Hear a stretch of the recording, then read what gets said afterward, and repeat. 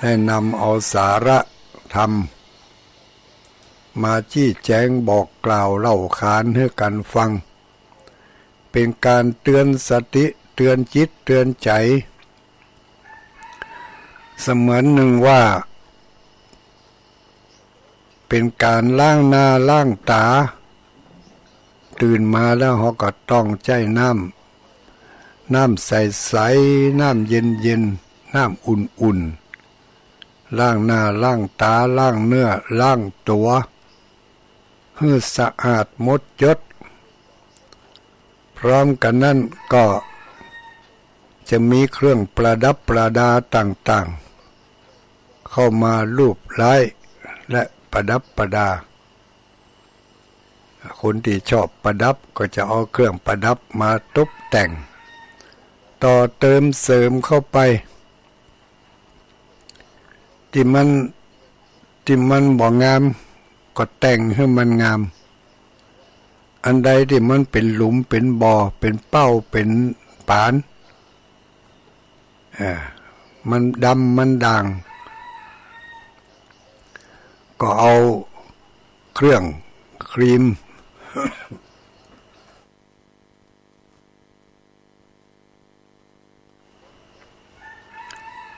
เครื่องสำอางต่างๆเข้ามาโปะมาปิดความบกพร่องหรือว่าส่วนเกินที่มันเกิดขึ้นในหน้าในตาในเนื้อในตัวเพื่อจะให้คนอื่นได้หันได้พอแล้วดูดีดูงามปกปิดสิ่งที่บอดีบ่งาม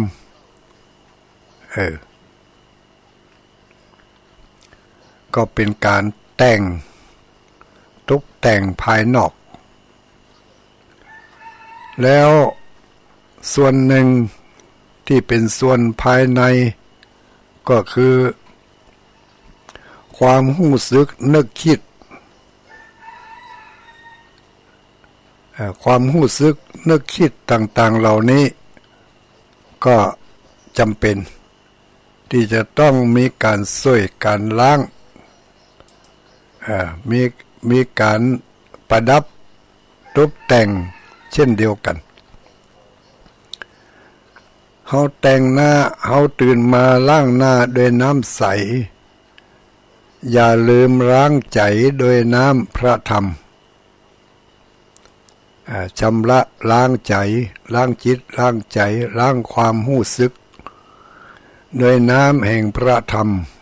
ของพระสัมมาสัมพุทธเจ้าน้ำแห่งพระธรรมที่จะเอามาเป็นเครื่องชำระล้างก็มีอยู่สามขันต้องชำระล้าง3 ขันเฮาล้างหน้าล้างตาโดยน้ำใสน้ำสะอาดเพื่อให้หน้าตาดูดีขี้ตาจะได้บ่อูด ขี้ปากขี้ฟันจะได้บ่ติดข้างอันนี้แต่งล้างส่วนหนึ่งก็เพื่อคนอื่นเนาะส่วนหนึ่งก็เพื่อตัวเองส่วนคนอื่นนั้นก็กลัวเปิ้นจะหันกลัวเปิ้นจะหันขี้ตากลัวเปิ้นจะหันขี้ปากกลัวเปิ้นจะหันขี้หน้ากลัวเปิ้นจะหันขี้เขาลูกเจ้ามาอย่าเอาขี้ใส่กันมันต้องมีกะขี้ลูก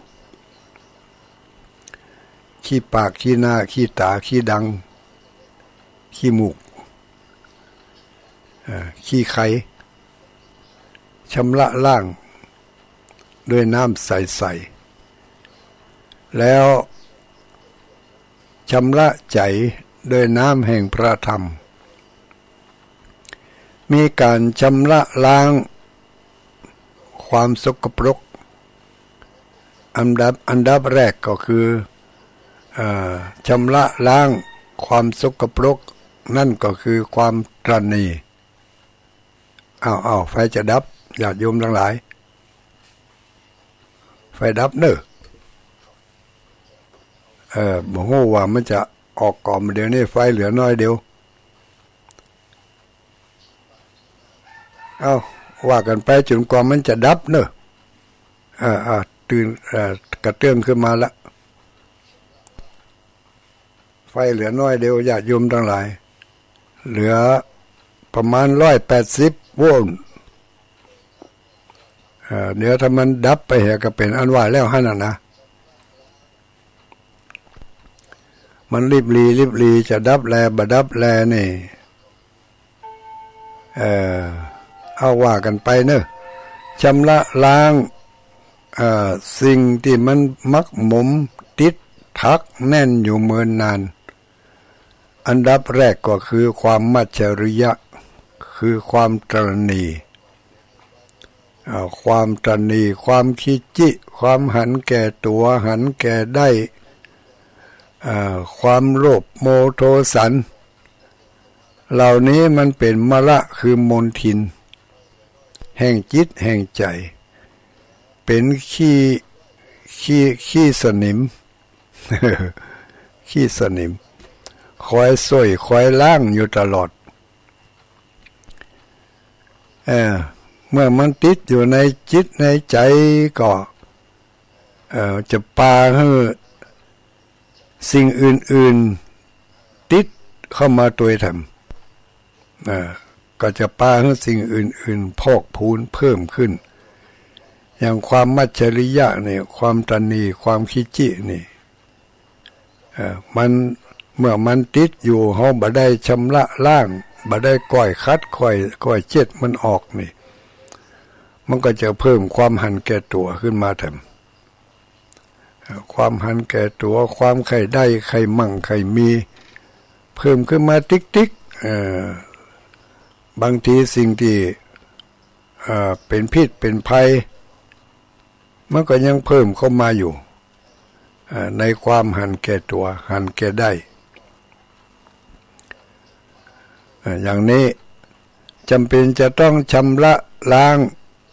ความหันแก่ตัวหันแก่ได้จิตใจบ่ค่อยปกติและญาติโยมเป็นกังวลเรื่องไฟมันวดแวดจะมันเด้อเนาะว่ากันเรื่องของเฮาไปไฟก็เรื่องของไฟตึกไหนตึกหั่นกะหญ้าเสียงก็มาอิ่ม ว่าได้เดี๋ยวจะมาว่ากันขยายความตอนนี้ให้มันเสี่ยงให้กำก่อนเนาะเดี๋ยวจะรับโทรศัพท์แล้วเนอะวันนี้รับเจ้านะวันนี้นะเมื่อเจ้าวันนี้จะรับโทรศัพท์พอจะมีไผที่ไหนฟังอยู่จ้ะชำระล้างความตระหนี่ความขี้จิโดยการแบ่งปันเอื้อเฟื้อเจือจานเพื่อจะให้มันลุกลามไปถึงความเมื่อความหันแก่ตัวก็เกิดความโลภเนาะถ้ามันเกิดความโลภแล้วมันก็หาวิธีที่จะเอาเมื่อมันบ่ได้โดยชอบมันก็เอาด้วยทางที่ผิดแล้วสนิมอันที่สองก็คือโทสะโทสะเนี่ยก็คือความบ่พอใจความขิ้งเกียจเป็นปฏิฆะคุณอยู่ในจิตในใจตื่นเจ้ามาต้องพยายามชำระล้างด้วยน้ำแห่งพระธรรมที่จะชำระล้างความขิ้งเกียจความบ่พอใจที่มันเก็บสะสมมักหมมเป็นอารมณ์บูดอารมณ์เน่าอยู่ในจิตสันดานของเฮามันฝังอยู่ในมันหันมาเมินนานนักแก่แต่ยังได้เหตุก็ดีมาถึงภพนี้ชาตินี้ เฮามาพบมาปะเส้นต่างที่เปิ้นแนะนำบอกกล่าวให้เฮาแล้วเฮาก็ลองพยายามดู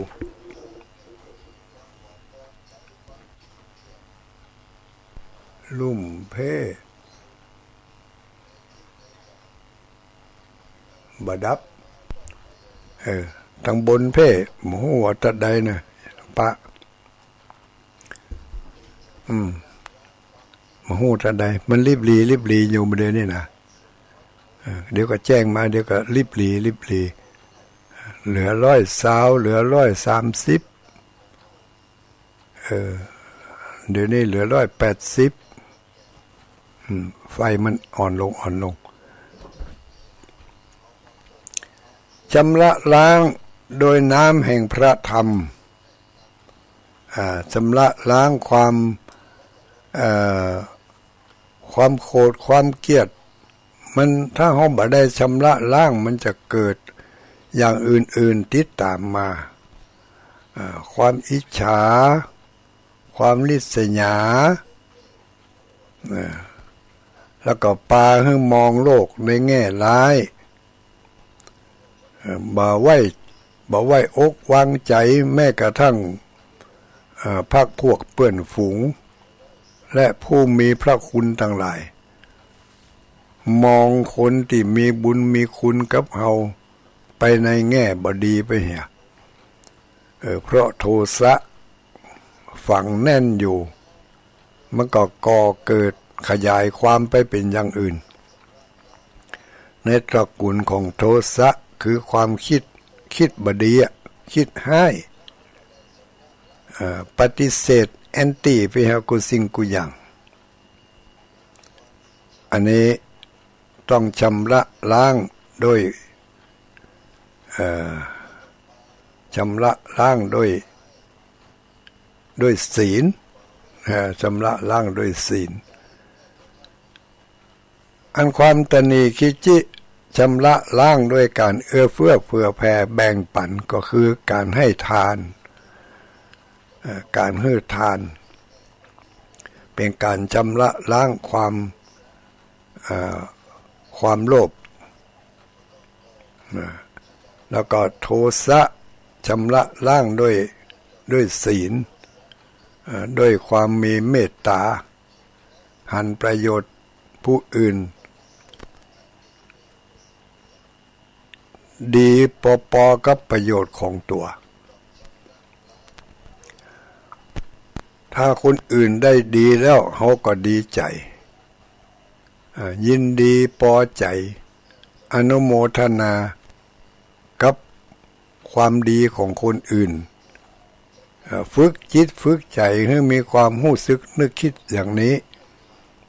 เขาก็จะก้อยคัดเกลาคว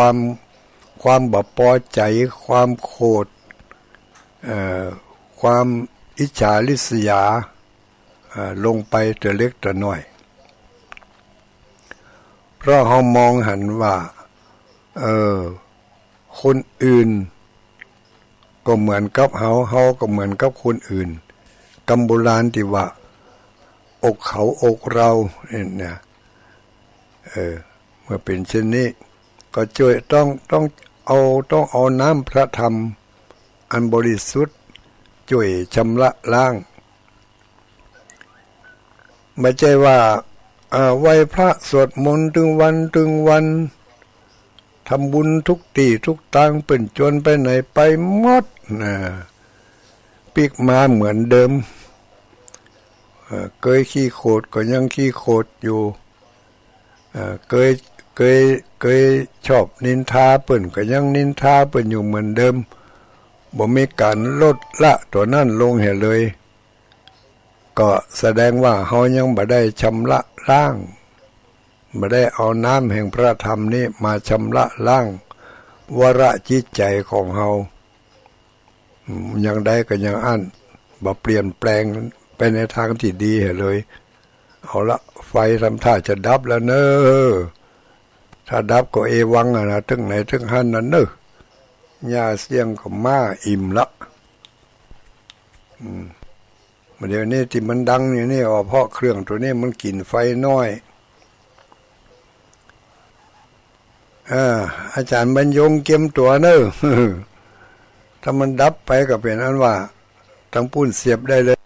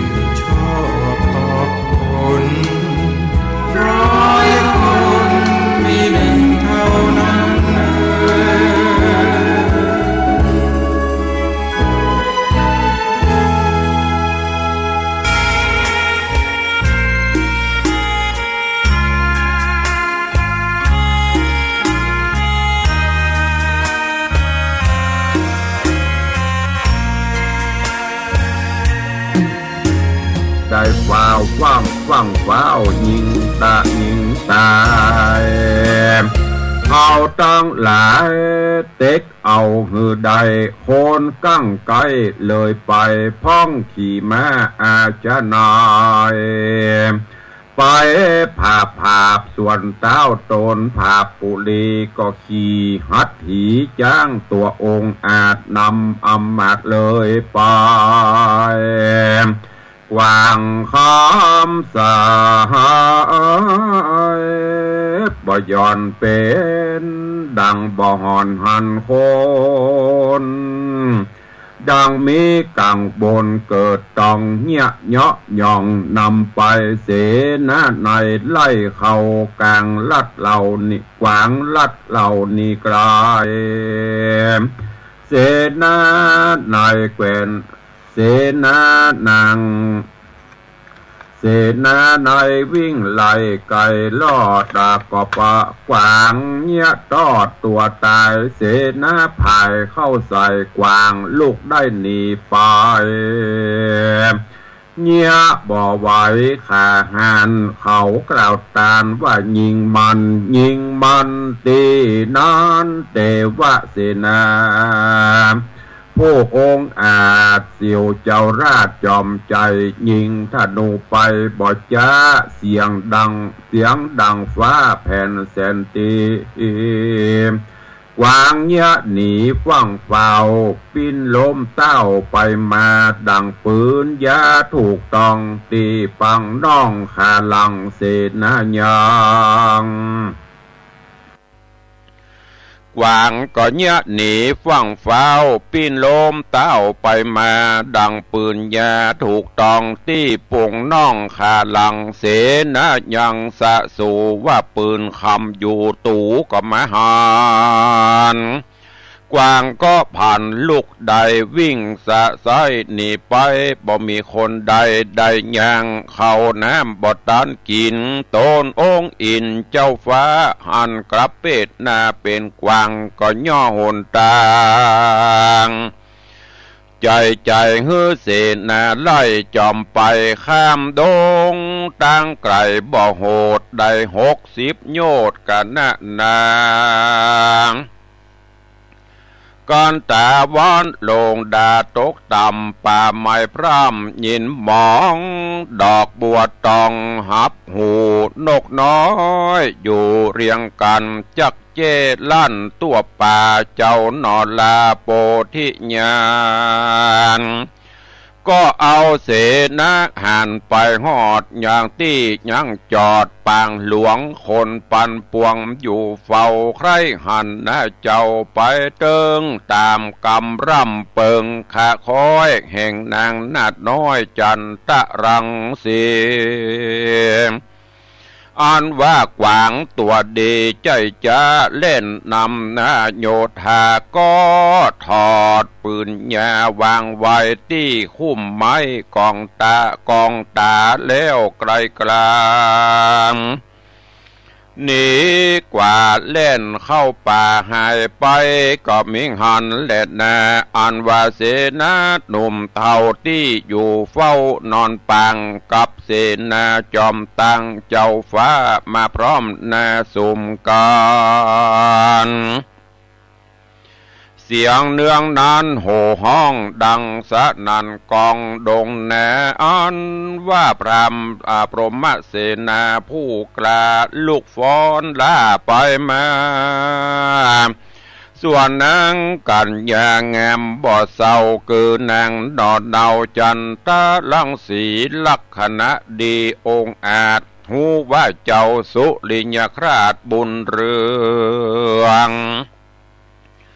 ออกจากเมืองมาหลอดตียังจอดปางนอนนางอาวรใจสั่นดังลมปั่นใบให้ลมหายใจฮ้อนเผาโขนเยือกเย้าตั้งตัวมีใจหนวดนองนาวถึงเจ้ายอดเต้าองค์คำก็มีหันเล็ดนาก้อนถึงวันลุนรุ่งเจ้าเต้าเป็นเจ้าโพธิญาณมีเสนาหานแวดล้อมเห็นเหออมเป็นปริวานกันว่าจักไปหานางนงครานดอกไม้ตนเต้าไทยยอดบุญมี เอาแก้วดีวิโรธชื่อมณีโจทย์มาอธิษฐานเกิดเป็นเรือนคานหลังใหญ่เครื่องประดับไว้ทุกอันผ้าแพรจันหย่อนหอยมุกมาดจอยคำแดงเกิดมาแฝงจุกรรมมีพระอมพร่ำจูปราการอาสนาคานคำอาจผ้าปูลาดงามตานอพุทธาตนผ่านเพวก็นั่งลงแล้วเหนืออาสนาคำแล้วไข่กำตันต่อแก่นางน้อยนอกันยามว่าดูรานางโสภาหนุ่มเนาแน่บ่เศร้าปุ่นแยงมาอยู่แฝงป่าไม้บ่สุกไม่สันได้จะเรือว่าอันตีนั้นนางจันทรังสีนอไทยก็มาย่อมือไหวถวายสารว่าข้าแด่พระผู้บานเป็นเจ้าอันเข้าป่ามหาฝูงโรคาบ่มาต้องในแห่งห้องสันดานเต้าว่าความสำราญหาบทใดแม่นปีไทยบ่มาปานจากเอากันตายจากเหตุใดพรากพ่อแม่และวงศาพอไปมาบ่แจงบ่หูแห่งหนได้และนาโสราชาอันว่าพระสุริยคราชได้ยินนั่งหน่อยนาทูลสารหัวใจบ้านบ่น้อยก็มาตอบถอยกรรมดีว่าดูราจันทรังสีหนอไทยปี้มีโตดใหญ่สันใดนางใส่ใจหนอลาจริงเฮือปี้เข้าป่ามาปานแม่นใจบ่หวันจ้องหอยย่างอยู่สักหน่อยกองตังปี้ก็จักส่งนางนอนลาฮือปอกเต้าสู่เมืองตนและนาว่าอ่านที่นานนางจันทรังสีใจบอดีไหววาดจริงจักสวาดกำจาว่าข้าแด่เจ้าตาปี้เป็นเจ้าพาตาปี้เป็นเจ้าจุงเกิดเล่ากำลังเมื่อน้องยังอยู่ที่ห้องประเดตองปราณสีนกตัวดีองค์อาจปาเอาสารเต้าที่ราชนำไปใจความไหนบอกเล่าว่าพี่เจ้าจักไปเอาบ้านนี้นางเรามาอยู่ป่าไม้หากพี่ไทยบ่มาหา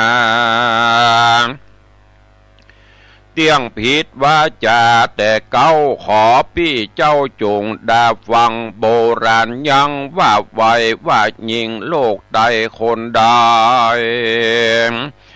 มักเตียวไปหาสู่อย่างที่อยู่ตนใจคนตั้งหลาย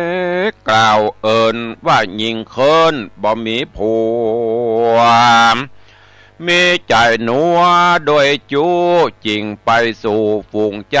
ข้ายินละอายบอดแล้วอันจักไปหาปี้แก้วบุญพา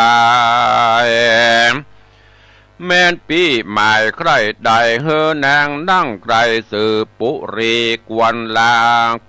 างดีไปขอตอบเต้าตนป้อที่ห่อคำจริงถูกทำแบบบ้าเอาแต่เก้าเงาโบราณมาปล่อยเฮือเสนาผู้องค์อาจลักนางนาดมาไกลเถิงดงไพรป่าไม้ข้าขอเต้าไทยมาปาน ก็ยังมาผ่านตอบถอยว่าจักส่งข้าน้อยเมืองข้ายินเครื่องแต่เล่าจักขอปอกเดาตามกำและนาว่าอ่านเมื่อนาเจ้าสุริยคราชถ้าลงยศอาจเลือจามก็ใครจะตอบถอยเกณฑ์นางนาดน้อยจันตะลังสีว่าดูราจอมนารีนอนาเอาปีหักเจ้าเหลือใจการอันใดล่วงแล้วขอน้องเกี่ยวจูงคุณนะอย่าโกธาโคตรเก่าแก่ว่าฮือแก่ตัวใจปียังหมายใครใดเกี่ยวแก่นไทยแปลงเมืองจริงฮือเศษนาเรื่องไปสู่เทิงที่อยู่สองเตมเสนาบดีแห่งเต้าจ่าหัดเฮานักหนาว่าปี้เป็นกาตัวถอยใครกิ่งก้อยหงคำปียังบ่จำกำดาฮือเสนากว่าไปหาถึงสองคราก่อนแล้วบ่ได้น้องแก้วโดยมาบาดเนเทวดาฝากฝ่าจุทวนนาโขงสะวันเอานางพันเจียนจากปัดพรากห้องหอโคงมาอยู่ดงป่ากวางเหือสมไฟอ่างคำใจและนากันดอพุทธากล่าวแล้วก็เอาเกี้ยวมาอธิษฐานเกิดเป็นอาหารหลายสิ่งเขาเล่ายิ่งเหลือตาฝูงเสนาจุโพใจเจินสู่เจยบานอันว่าเสนาหันผู้เท้าก็น้อมเกล่าวถวายสารแก่พระผู้บานเป็นเจ้ากับนางนอดเนาจันตะลังสีโดยปอนดีหลายสัมตุกผู้พร่ำสาธุการนายหิมมาปานเตตองเสียงมีกองดงตานเขาเอากันละม่วนเล่นแอนฟ้อนเต้นเป็นระบำพ้องกล่าวลำนำข้าวจ้อยถึงที่ห้อยหัวใจพ้องก็ไข่ต่างข้าวพ้องก็กล่าวนิยายธรรมพ้องก็กำดาบฟ้อนพ้องกำค้อนล่อลองเจิงเล่นการเถิงรุ่งเจ้าเต้าเป็นเจ้าจริงโป่งอาจญาฮือเสนามวลหมู่ยกขึ้นสู่เวียงใจเสนาไหลกันออกจากข้างขอกดงตันเจ้าจอมทำสุริยคราชกับนางนาฏจันตะลังสีขี้จ้างตัวดีนำแน่ทัดนั้นนางนอลาหมู่กันยากันนะนา500ยายหยาดถอยนำไปเสนาไหลด้านกว่าดังเมฆฟ้านองบนเสียงดนตรีปาดก้องดังมีกองดงไพรเสียงกองใจเล่าอักกองใจเล่าล้วนปุ่นดีม่วนเอาใจค่ำที่ไหนก็นอนที่หันแจ้งแล้วก็ปากันดันดงไพรของอันใดก็มีพร้อมแก้วตีบน้อมตันใจบ่มีไผ่ล้ำบากเสือผ้ามากต่างกินตุกแดนดินแถวที่ต้นไม้กรีกันสาขา ฝูงป่าลาลูกไม้มีตี้ไกลเหลือใจดอกไม้ไขกิ่งก้อมมีพร่ำพร้อมเหลือหลายงามเตียวกลายหอมกว่ามีทุกภาคเหลือใจหนตั้งไกลลายโยดเตียวแต่โสด3 เดือนพระบุญเรืองสุริยคราชกับนางน้อยนาถจันตะรังสีเศษนาบีหลายหลากปอกเต่าจากดงนามาสู่ปาราเมืองใหญ่ก่อมปอใจก่อมปอได้7 วันก็เอากันมารอดเมืองเกี่ยวยอดแสงคำก็มีหันแหละนาเมื่อนาพญาโตนเป็นปู่อันเฝ้าอยู่เวียงใจเสนาในไปกล่าวว่าลายลานหักดาวปิกขึ้นมาก็ปงอาจญาฮืออัมมาตั้งปัจจราชคนนายตั้งไพรไต่หนุ่มเทาหือไหลกันเขาจอมมาตัวอาณาโคงเขตแดนประเทศต้องเมืองหลวงคนปั่นปวงไหลออกดาเต็มข้างขอกมักกาฮือไปฮับส่องตาแก่นไทยมาสืบไว้แดนเมืองพระบุญเรืองปู่ย่านางนรลาสลีคำเป็นเก้านำรีปนไปฮอดเถิงเจ้ายอดเจียงคันเสนาหัน2 หมู่ไหลเข้าสู่จมกันเสียงเนื่องนานกัดกั้งแผ่นดินดังปังไปเสียงกองใจเปียพาดดังบอกขาดหอยสังกองดังเสียงปีนันตุกตี้ปอเมาหมู่คนเขาจ้างฟ้อนก็เต้นร้อนไปมาคนจะลัดในนอกกำเข้าตอกพระพายเศษนาดลายโหห้องสะนันกองเวียงใจก็มีวันนั้นแหละนานิธิตังขีญาสังวันนาวิเศษจาห้องเหตุสุริยคราชกุมารผูกทวนเก้าไข่จะเล่านิยายธรรมกวนดีจำเป็นบังหากเถิงที่ยังตั้งลงขอบบังกลมไว้เต้าอีก่อนเลยนะก็บังกลมสมเรศเดชก็จบไปแถมผูก1ในเรื่องของสุริยคราชกุมารลำดับลำดามาถึงยังผูกทวนที่เก้าจบไปวันต่อไปก็จะขึ้นผูกที่10 11 12 13 14เป็นผูกสุดท้ายเรื่องราวในตอนนี้ก็ม่วนงั้นสันเราตอนนี้โพธิสัตว์เจ้าสุริยคราชได้ปาเอาจันตะเทวีปิกมาสู่บ้านสู่จองละแต่กว่าจะได้มาก็ยากเสียนยากเนอะโดยปุญญาปารมีปนถึงบอกว่าอย่างก็ตามถ้าเป็นของกู้กันร่างจะได้กันจะได้มาตึงพรากจากกันไปอย่างที่กูเคยบอกไปของอันใดเป็นของเฮาอยู่ปลายไม้มันตึงตกลงมาใส่ตัวเฮาของอันใดที่มันบังได้นอนกอดถึงวันมันก็ตึงได้อันนี้ก็เหมือนเดียวกันหลังจากที่ส่งราชสารโดยนกแลบินไปบินมาสู่กันสุดท้ายบุญญาบารมีทีแรกนางสั่งให้เสนาอำมาตย์ทั้งหลาย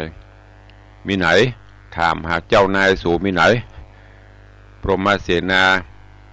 อันเป็นเสนาเก่าที่ไปบอกให้ขอรอก่อนสักปีก็ไม่ได้ลดลงจะได้ก็ไม่ได้